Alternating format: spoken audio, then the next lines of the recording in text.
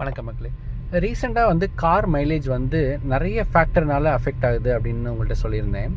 அதில் major factor அப்படிங்கிறது என்ன தெரியுங்களா? இந்த ஏசி தான். ஸோ இந்த ஏசியை வந்து நம்ம எவ்வளோ எஃபெக்டிவாக யூஸ் பண்ணுறோமோ அந்தளவுக்கு நம்ம வந்து காரோட மைலேஜை நல்லாவே அச்சீவ் பண்ணலாம். ஸோ இந்த ஏசி வந்து நம்மளுக்கு கம்ப்ரஸர் யூஸ் பண்ணி தான் ரன் ஆகுது இல்லையா?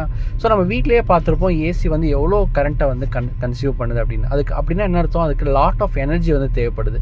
அப்போ நம்ம கார்லேயும் இருக்கிற ஏசி சிஸ்டம் வந்து பார்த்திங்கன்னா இன்ஜினோட பவரை நல்லாவே அது உறிஞ்சி எடுக்கும். ஆல்ரெடி நம்மளோட காரை ரன் பண்ணுறது இன்ஜின் தான்.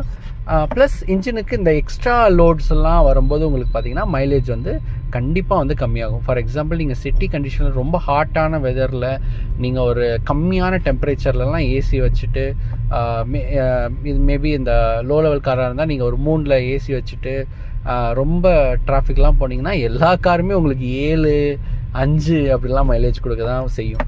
ஸோ இந்த ஏசியை வந்து நம்ம எப்படி எஃபெக்டிவாக யூஸ் பண்ண முடியும் அப்படின்னா, நான் ரீசெண்டாக யூஸ் பண்ணுற மெத்தட் அப்படின்னு பார்த்தீங்க அப்படின்னா, இந்த மாதிரி ஃபேன்ஸை யூஸ் பண்ணுறது. இந்த ஃபேன் வந்து உங்களுக்கு பார்த்தீங்கன்னா உங்களுக்கு கிளிப்பு மாட்டுற மாதிரி இருக்கும். இல்லை வேறு உங்களுக்கு உங்களோட காருக்கு என்ன மாடலோ அதுக்கேற்ற மாதிரி நீங்கள் வந்து ஃபேன்ஸை சூஸ் பண்ணிக்கலாம். இந்த ஃபேன் வந்து நீங்கள் கோல்டு வெதர் கண்டிஷனில் நீங்கள் ஜஸ்ட்டு ஃபேனை ஆன் பண்ணிட்டாலே போதும். ஆல்ரெடி வெதர் வந்து கோல்டாக இருக்கிறனால உங்களுக்கு கொஞ்சம் ஜில்லுனாக காற்று வந்துடும். ஸோ ஏசியை நீங்கள் வந்து ரொம்ப மினிமலாக யூஸ் பண்ணிக்கலாம்.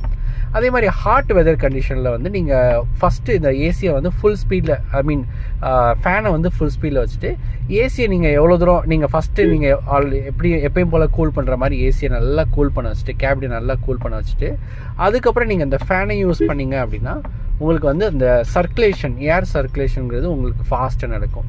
அப்படி ஃபாஸ்ட்டாக நடக்கும்போது பார்த்தீங்க அப்படின்னா உங்களுக்கு வந்து டக்குன்னு கேபின் வந்து கூல் ஆயிரும்.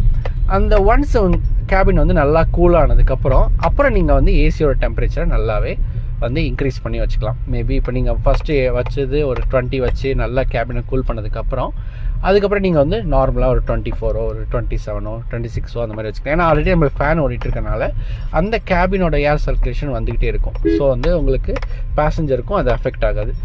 ப்ளஸ் நீங்கள் இந்த ஃபேன் யூஸ் பண்ணனால என்ன ஒரு அட்வான்டேஜ் அப்படின்னா, ரியர் பேசஞ்சருக்கு பார்த்தீங்கன்னா இப்போ ஃப்ரண்ட்டில் நம்ம உட்காந்துருக்கும் போது ஏசியோட த்ரோ வந்து டக்கு நம்மளுக்கு வந்துடும். ஆனால் நிறைய கார்ஸில் வந்து இந்த ரியர் பேசஞ்சருக்கு செப்பரேட்டாக ஏசி செட்டப் வந்து இருக்காது. அந்த மாதிரி சமயங்களில் நம்ம பார்த்தோம் அப்படின்னா இந்த ஃபேன்ஸ் யூஸ் பண்ணுறது ரொம்ப ரொம்ப ஹெல்ப்ஃபுல்லாக இருக்கும். டக்குன்னு இந்த முன்னாடி இருக்கிற கூலான ஏரை வந்து டக்குன்னு பின்னாடி கொண்டு போகும். ஸோ இந்த மாதிரி ஃபேன்ஸை நம்ம யூஸ் பண்ணுற ரீசார்ஜபிள் ஃபேன்ஸ் நம்ம யூஸ் பண்ணுறது பார்த்திங்கன்னா நம்மளோட மைலேஜையும் கொஞ்சம் இன்க்ரீஸ் பண்ணும். ப்ளஸ் கேபினுமே டக்குன்னு உங்களுக்கு